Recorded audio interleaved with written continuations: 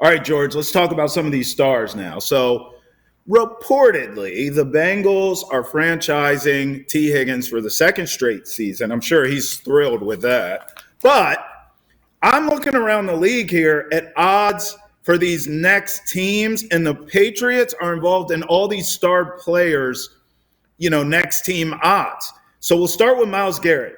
Right now, the Patriots are 18-1 to sign Myles Garrett. We know he told the Browns, I'm tired of losing. You guys are the Browns, and I'm Myles Garrett, damn it. Get me to a winner. So the Patriots are at least on the list here, 11-1. The favorites, though, George, Commanders, 3-1. Eagles, plus 450. Browns, 5-1. Good luck with that. Do you think it's realistic for Myles Garrett to come to the Patriots, or do you see one of these other teams like Commanders or Eagles getting it done? You'd have to trade for the best defensive player in all of football, probably multiple firsts. You're going to have to pay him a ton. And he's not looking like he's 30, but eventually he's going to be an edge rusher that is 30 years and older. Again, all of these positions, except for quarterback, have a very similar peak age. When it comes to edge rushers, cornerbacks, wide receivers, it's at 30 mark. I don't see Myles Garrett happening, and you see it reflected by them being tied for 11th longest odds on this one.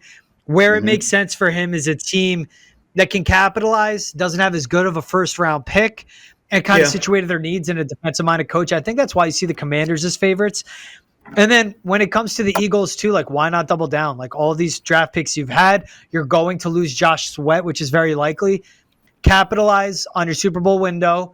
Go after a top free agent on the market at a top position, at a pillar position. They did it with Saquon. They did it with A.J. Brown. Why not do it with Myles Garrett, which doesn't just replace Josh Sweat. It makes your pass rush better than it was last year.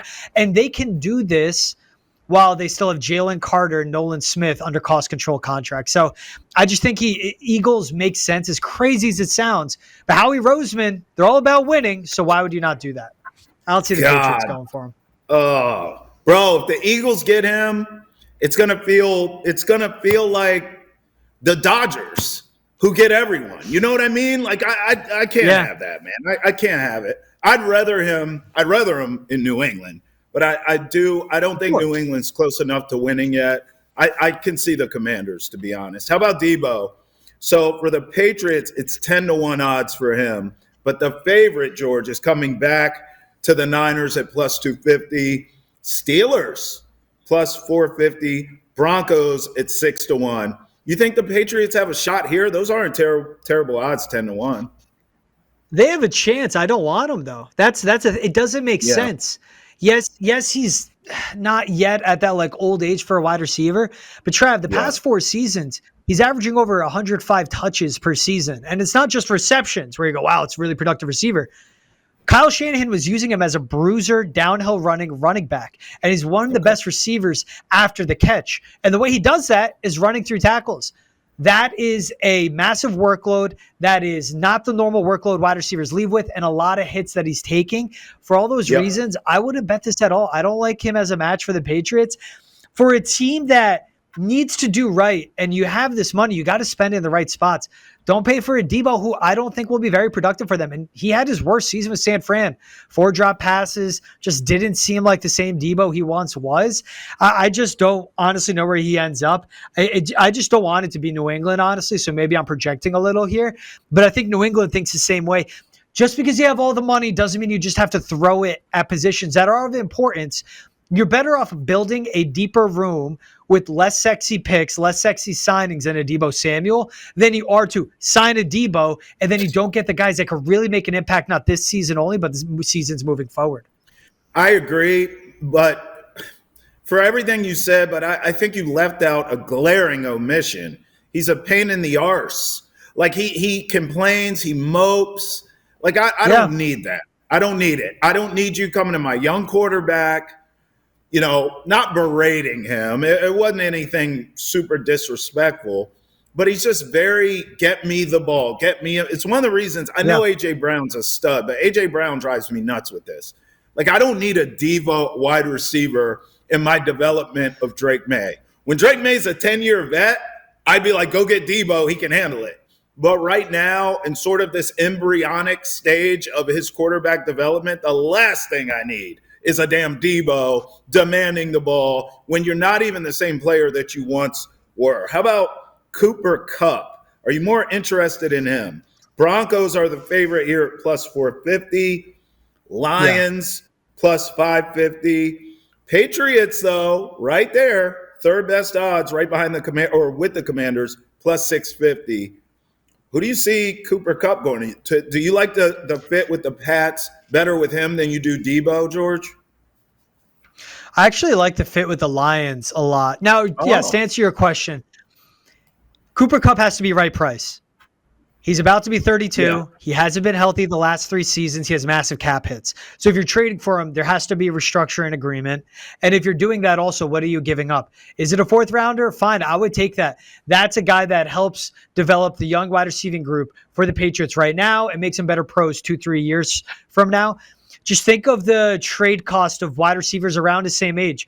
Amari Cooper to the Browns, that was a 5th and a 6th. Devontae Adams to the Raiders, he was 30. That was a 1st and a 2nd. Cooper Kupp isn't like what Devontae Adams was. Keep in mind, like everyone, it's Cooper Kupp. That was 2021. This is about to be 4 seasons later. So I like his fit with the Patriots, but he has to be one that wants to be humble.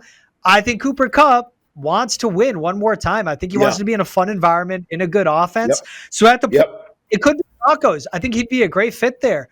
That is go quarterback that can get you the ball. You know, I have my opinions of Bo Nix, but Sean Payton's getting the most out of him.